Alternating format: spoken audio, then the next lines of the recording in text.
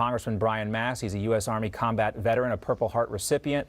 He served in Afghanistan as a bomb disposal expert. He's also my congressman, full disclosure here. Congressman Mast, great to see you. Good to see you also. And I think, this is a question that I would ask you if we were in a town hall meeting. I think anyone should be asking their representatives in Congress right now, what can you do, Congressman, to assure me and other taxpayers out there that our taxpayer dollars are not going to be wasted like we see them wasted in these videos with these weapons falling into the hands of terrorists? There's nothing that can be done to assure that whatsoever. In fact, the opposite.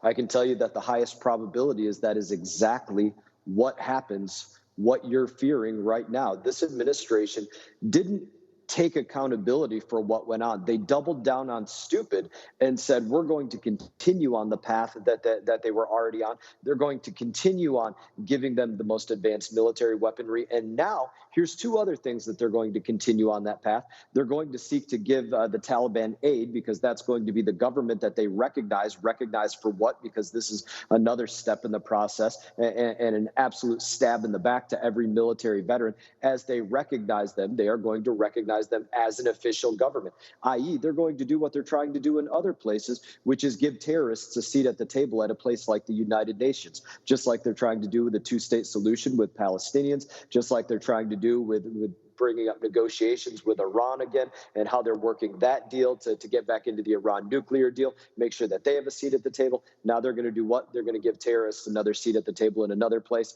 make the Taliban and Al-Qaeda and all of those that are joined at the hip, they'll now have a seat at the table at the UN as well on the U.S. taxpayer dollar. That's their plan. That's what they're doing. And that's not hyperbole.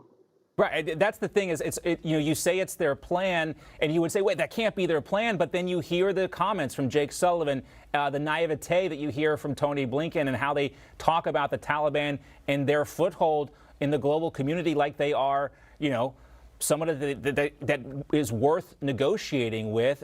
We heard this from your colleague Michael Waltz earlier, that this is not a diplomatic situation. This is a hostage negotiation. This is what that is right now. This is negotiating with terrorists. And I think a lot of people, Congressman, will be surprised that we're at this point where we leave Americans behind in a hostile environment, and we are also negotiating with terrorists. I thought we didn't do those things. We don't do those things. As Americans, you look at our fallen, those that just came home under covered caskets. What was their commitment? It was to hold the line. It was to say, terrorists, you will come no further. You will not pass this point. They represent who we are as Americans. The president, he represents a lamb, a sheep.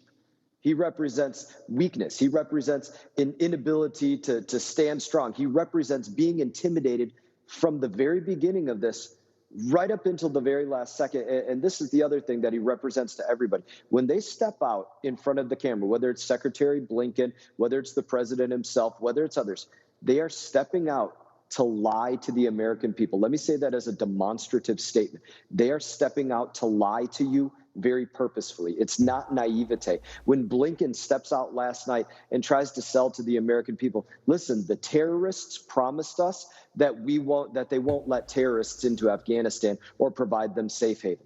He is directly lying to the American people. Every time they step out, that is what their goal is. It is what they are doing. And everybody should be cognizant of that. And I think people are tuned into that, and that's why the reaction is so visceral from so many folks. And, a lot of people asking questions. I know you guys there are demanding that Nancy Pelosi reconvene Congress so you guys can hold some hearings and hold folks accountable, namely an impeachment hearing for Anthony Blinken. But what about Lloyd Austin and Mark Milley? Where's Lloyd Austin been? He's seemingly, it seems like John Kerry is actually calling the shot, or John Kirby, I should say, is actually calling the shots at the Pentagon based on who we actually hear from. Isn't he the Secretary of Defense? Shouldn't we be hearing from him? Absolutely. The list goes down the line for those that need to account, not down the line, up the line, straight up to the president for those, and the vice president for those that need to account. My colleague, Michael Waltz, he and I had talked about this in length. You look at the people that the president is surrounded by and the absolute blunders that these same people saw over when they were under Obama, whether it's Blinken, whether it's Austin, whether it's Rice, whether it's others. Look at what they did with the Bergdahl trip. betrayed, right? Look at what they did with the creating ISIS, essentially with the withdrawal from Iraq. Look at each and every foreign policy blunder. And they brought in the exact same individuals that are now going off the old playbook that didn't work, screwing up the Middle East, as much more as they can do it in the exact same ways. Yeah, the only conclusion you can be left with after looking at this and the people involved here is that they are tools for some, planning. I mean, that it just fosters incompetence and poor decision making, and it costs us lives. Congressman, I want to focus too. I don't know if you saw this Washington Post article that talks about the dignified transfer of remains and the way that President Biden interacted with some of the family members of the fallen here, specifically Jared Schmidt's father. He met with President Biden.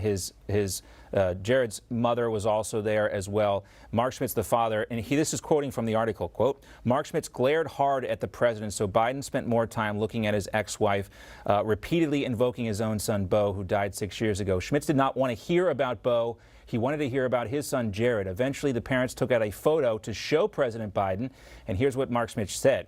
Quote, I said, do not ever forget the name. Don't you ever forget the face. Don't you ever forget the names of the other 12, Schmitz said, and take some time to learn their stories. And apparently, according to the Washington Post, Congressman, Biden did not like that and kind of reacted bluntly, bristled, and said, I know their stories. Again, this would indicate, if this story is accurate, that President Biden doesn't really understand the gravity of the situation, nor the loss suffered from these parents. I hear that and I see that, and you say, how can that be? How can the person that's supposed to wear the title of Commander-in-Chief that sent our service members into a situation created by his own hand to their deaths, not go there in anything other than a cloak of humility and accountability? It is impossible to understand. If in any other place he doesn't do that before those parents, before those family members, before those sons and daughters, or sons and daughters to be, he doesn't go there and present that. It shows you, yet again, the hollow heart that goes along with his extremely hollow words and his extremely hollow head, which I've said numerous times, but that is a fact. That's right here. He doesn't have that even before the family members and I don't know those that he sent to their death. I don't know if you lose that when you spend 47 years in Washington, D.C. as a U.S. Senator. You're so insulated from real life. It doesn't appear like Joe Biden understands from this. I mean, I know he lost his son, but that was to brain cancer, not because of a failure of leadership and, being put out basically for slaughter by your commanders. That did not happen to Beau Biden. Congressman Mast, thank you for your service as well.